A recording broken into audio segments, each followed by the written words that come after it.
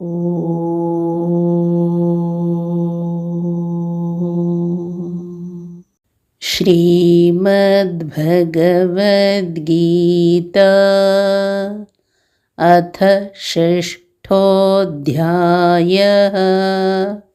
ಆರನೆಯ ಅಧ್ಯಾಯ ಧ್ಯಾನಯೋಗಃ. ಧ್ಯಾನಯೋಗ. ಸಮಾಧಿಯನ್ನು ಅಭ್ಯಾಸ ಮಾಡುವವರ ಜೀವನ ಕ್ರಮ ಹೇಗಿರಬೇಕು ಎನ್ನುವುದನ್ನು ಕೃಷ್ಣ ಮುಂದೆ ವಿವರಿಸುತ್ತಾರೆ. ಈ ಜೀವನ ಕ್ರಮ ಕೇವಲ ಧ್ಯಾನಕ್ಕೆ ಮಾತ್ರ ಪೂರಕವಲ್ಲ. ನಮ್ಮ ಅಧ್ಯಯನಕ್ಕೆ, ನಮ್ಮ ಆರೋಗ್ಯ ಜೀವನಕ್ಕೆ ಈ ಶಿಸ್ತು ಬಹಳ ಮುಖ್ಯ.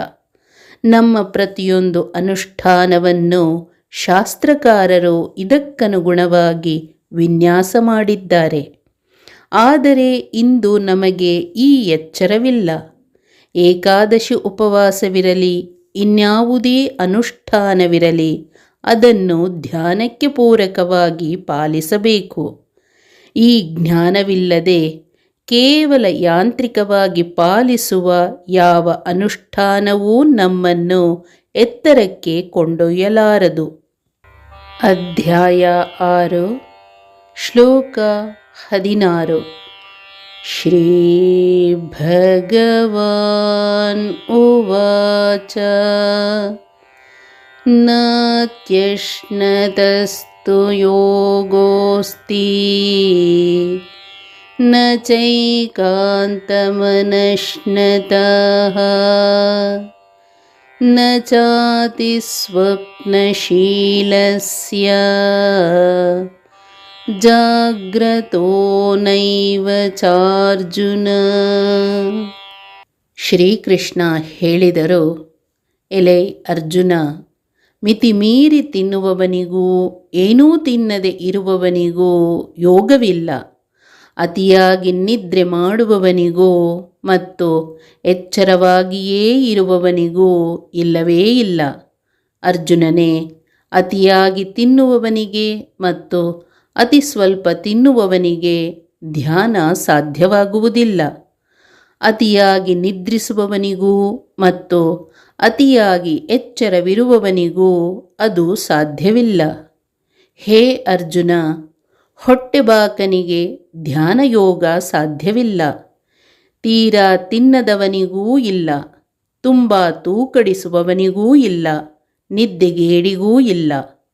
ಅತಿಯಾಗಿ ತಿನ್ನುವವನಿಗೆ ಧ್ಯಾನ ಸಾಧ್ಯವಿಲ್ಲ.